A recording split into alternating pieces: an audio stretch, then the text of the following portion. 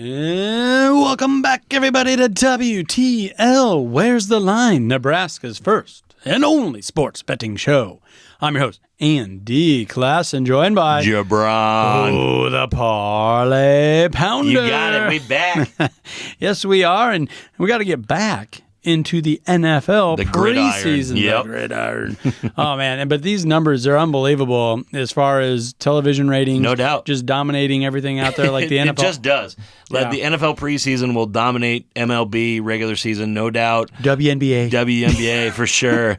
No, it's just the way that the monster of the NFL has become the monster of the NFL. Everybody's looking at mock drafts. Everybody's gearing up for fantasy football. Everybody's texting their buddy, who's your keeper? Oh, did you see that play? This guy's a young guy that's going to make the team. It's crazy this time of year when you're a football fan because everybody's glued to the TV. Everybody's wondering who the next guy up is, who's that sleeper pick in the 11th round that you're picking this year. So ridiculous that I know 7 receivers on the New York Jets roster right now, and I don't even like the Jets. Exactly. In fact, I hate the Jets. In fact, I hate their best player, and I hate just the organization. So, that is crazy. Well, let's start with the Saturday night game. There's going to be a lot of eyeballs on this one on the NFL Network. It's a 9 o'clock kickoff. The Dallas Cowboys. The Cowboys. Heading on over to Seattle, and the Cowboys are a 7-point, a full touchdown dog to the Seahawks. That over-under sitting at 40.5. Yeah, exactly. And I think the line a little bit is on what the Cowboys did last week, kind of looking to bounce back after the preseason opener when they fell to the Jaguars by a score of 28-23. Still scored quite a bit of points, Andy, for a preseason game. They were... The 5-point loss there really, strings at you because they were a 4-point underdog, so couldn't quite do that. Couldn't cover. The Seahawks opened their preseason up with an 11-point win over the Vikings in a 24-13 game. Going into the game, the odds makers had that over-under sit at 38, which those guys almost got to 38.5. So, their combined score is 37. So, not only did Seattle kick off the preseason with a straight-up win, but they also covered. I really like the spread here for the Cowboys. There's no way Cowboys can cover 7. Yeah, there's no way that they are gonna let themselves lose by 7 points. I think you might see a couple extra weaves in there for the Cowboys in week 2, and I think stuff's going to kind of catch back up with the Seahawks here in week 2. Slow down for the Seahawks and that minus 275 money line. Yeah. Keep me away from that. I don't want any of that juice whatsoever. Definitely. On the other side, though, Cowboys at that plus 220. Do you think they could sneak out a victory going all the way to Washington? I do, Andy. And like we said, this is preseason football, so it's kind of a coin flip no matter what. That's why I don't believe that lines should get like this in the preseason, a minus 7 to a plus 7 or a plus 225 money line, because what if the Cowboys play their second string quarterback the entire time and keep their defense on the field? Yeah. They'll win by 3 touchdowns. Exactly. So anytime that you get a little juice on it like this, a plus 225 in a preseason game with a team that's very capable of beating the Seattle Seahawks, right? I really think this is the only play here, Andy, is to take the 7 points or take that money line if you want to add a little extra juice. So I like the Cowboys to cover the 7, the plus 225 if you're getting wild.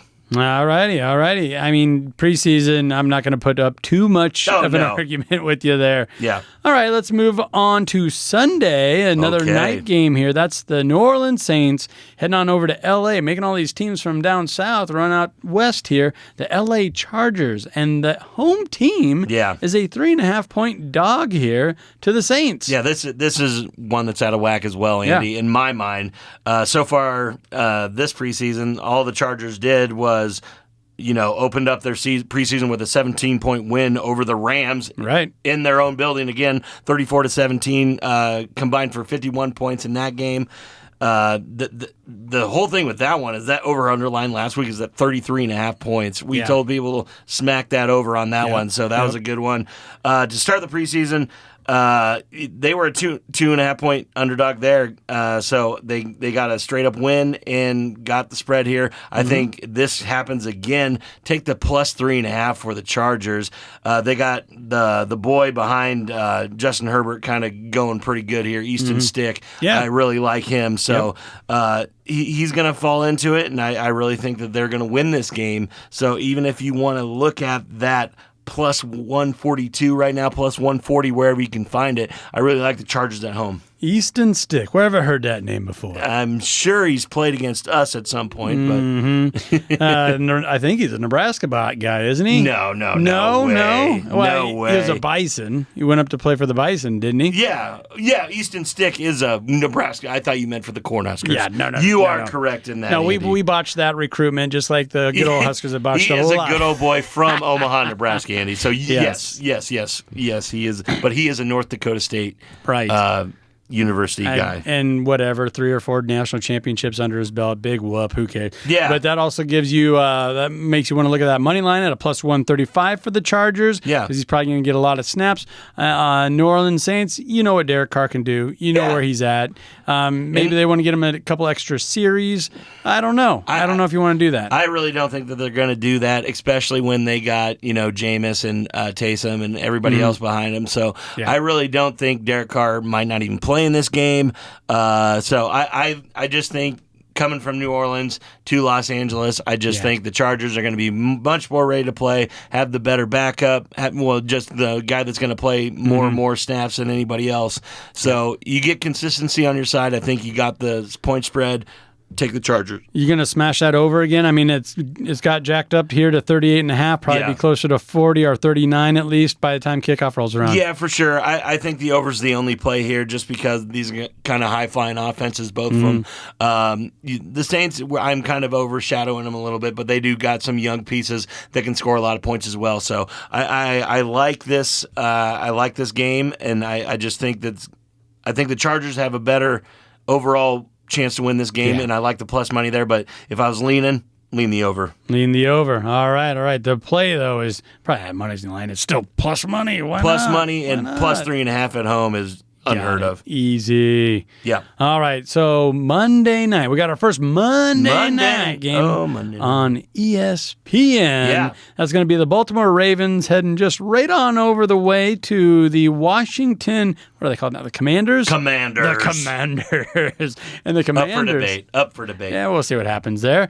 But they are a 3-point underdog at home. That over/under is sitting steady there at 38.5. I don't know who you're going to see, how much you're going to see of who. Yeah. Man, a lot of shade was thrown at Riverboat Ron over the weekend. It's like, it's a preseason game. What are we doing here? What do you want them to do? It's just that, when franchises are in scrutiny like this franchise always will be now. Yeah. It's really tough to come back from it. On the other hand, the Ravens, started their preseason schedule up against the Eagles and got a win over them. I thought that was very surprising. Yes, they did. Combined points, 39 points. The two teams surpassed the 35.5 that was set for them. So I think that Baltimore does have a little bit of an edge here. These are two kind of rival, but not rival guys. They're right next to each other. I just think that the Ravens can score. The Commanders cannot. I like the Ravens here at the minus 3.5. Yeah, and that's an important part of all football games is you got to score points in order to win. Yeah. And the Commanders just haven't figured that out yet. And Baltimore, they've been through this plenty, especially last year. Yeah. When their starting quarterback's not around, they can still win football games. Exactly. They've shown you that over the past couple of years. Yeah. So they probably will cover that 3 points. And it's not a true, like we said, road game. Baltimore to D.C., it's right there. They're literally there. Some people might be closer to D.C. than they are Baltimore. Right. And the big reason that I'm talking about this is the Commanders' defense that they're going to play Monday night is just absolutely horrid. They defense struggled to get off the field. They gave up 23 first downs in a preseason game, Andy. Yikes. That is so bad. Look for the Ravens offense to take advantage of that struggling defense, and I just think they'll pound the rock, get it out of there, win by 7 to 10 points. So I got the Ravens. I think it's going to happen. Yeah, and once again, it's preseason, so it's tough to argue that. But Washington did win that game. They did win. They are sitting at first place in the NFC East over the Eagles. I agree. And this is a team that beat the Eagles, though, in Baltimore. Yep. And they're actually, just how stats work, they're actually listed as second in the AFC North. That's funny how that stuff is going right now. But it's just that I just can't see the Commanders scoring more points than the Ravens, especially with that defense that the Ravens are going to slice up. Are you leaning towards that under then at 38.5? If I had to play something, I probably won't play it just because these two teams, something I don't know about the Washington Commanders. So it's I would lean on the under. I don't think that they're going to score a bunch of points. I see like a 17-10 game for the Ravens, so I would lean the under. Lean towards the under and take Ravens with that. It's not a lot of juice. They're minus 155 money line. For sure. And a 3-point spread there. As the favorites, nothing that they can't handle, that's for sure. Ravens. All righty. Well, let's take a minute to recognize one of our fabulous partners, and that is the Nebraska Brewing Company. We've been enjoying the smooth, easy-drinking Ale Storm, official beer of the Storm Chasers, Omaha's AAA baseball team, crafted with Pilsner malt and Sterling hops, making it the perfect summertime beer. Don't go anywhere, folks. This is WTL.